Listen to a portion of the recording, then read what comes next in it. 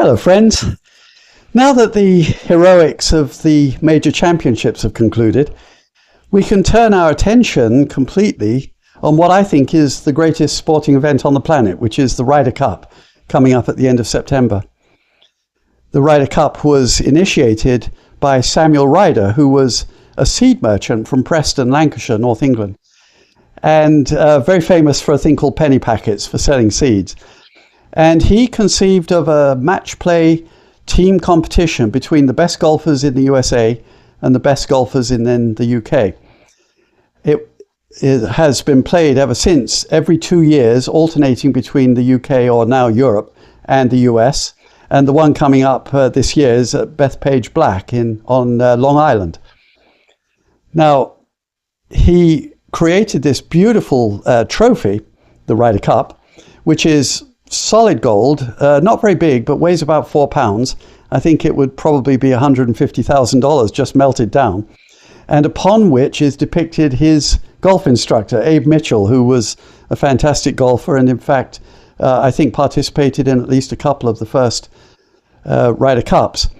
Now, the UK team split the first 4, and then after that, it was pretty one-sided for half a century more. The US team dominating it. And then in the early 80s, the effect of the growing popularity of golf on the continent of Europe, which at the time when I was doing my apprenticeship a decade earlier was next to nothing. Then I emigrated, and at that time golf had become much more popular and it started to produce great champions. I'm thinking Bernhard Langer from Germany, Seve Ballesteros from Spain. And they turned the tide for the European team. And so in 1985, I happened to be there by luck at the Belfry, which at the time was the newly built headquarters for the British PGA. Wonderful course. And the European team won it for the first time in many, many years. And then 2 years later came over and actually for the first time almost in the history of the tournament won the competition on US soil at Muirfield Village, Jack Nicklaus's famous course. So prior to leaving to come over here in 1987, the British PGA, because, you know, we hadn't had the Cup for very many occasions, sent a photographer and the Cup to every PGA meeting in the country so that we all members could get our photograph taken with it. And I just, by pure luck, happened to be there at the time when the Cup and the photographer showed up at the meeting I was attending. And that's one of my prized possessions there, which is a picture of me holding it. Wonderful. So more details about the Ryder Cup on my next video. Hello friends.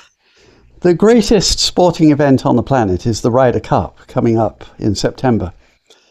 And it is a team competition and it's played match play. Now that is contrasting with the kind of golf we see normally on the TV at the weekends, which is stroke play.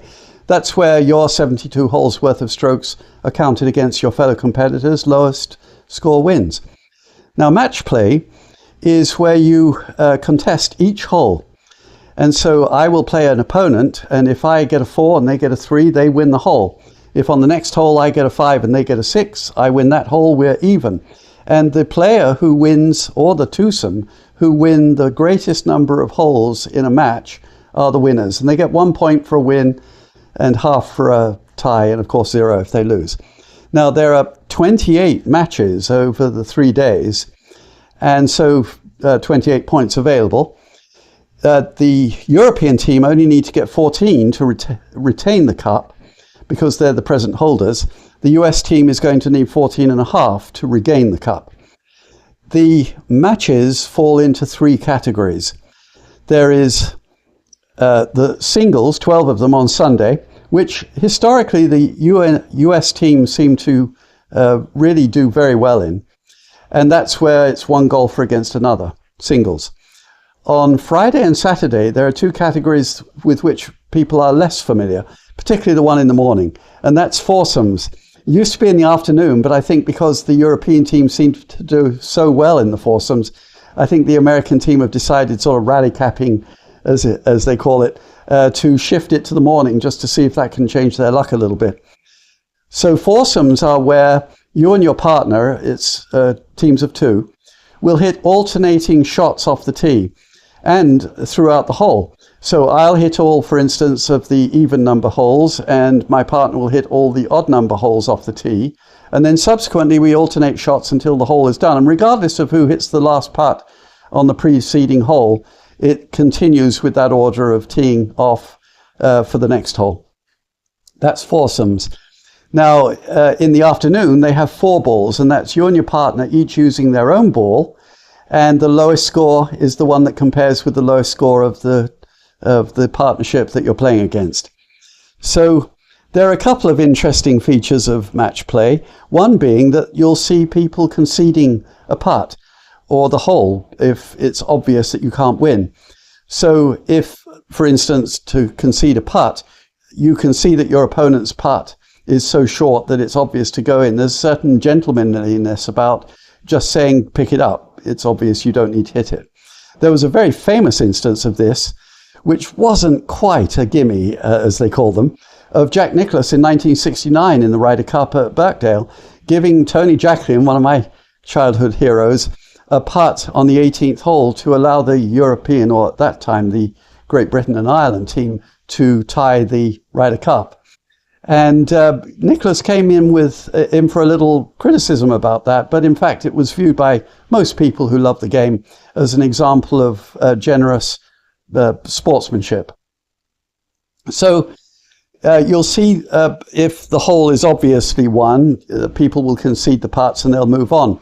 And there is a little strategy about conceding putts where the conventional wisdom is that you make people putt the first couple of holes, just because it's new and everybody's a little excited, then concede the putts in the middle of the round and then make them putt toward the end because there's more stress involved.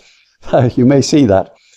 Then one final thing which didn't last past 1952 is a thing called stymie.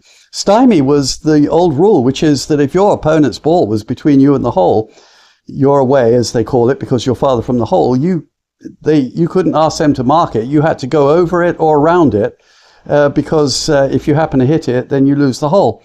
And so in 1952, the USGA and the Royal and Ancient, the two governing bodies of golf, abandoned that rule. So ever since then, people mark their balls and get them out of the way for their opponent. So that's stymie. One example was the figurehead on top of the Ryder Cup, Abe Mitchell, because he laid a perfect stymie on Olin Dutra in, I think, the 1933 Ryder Cup.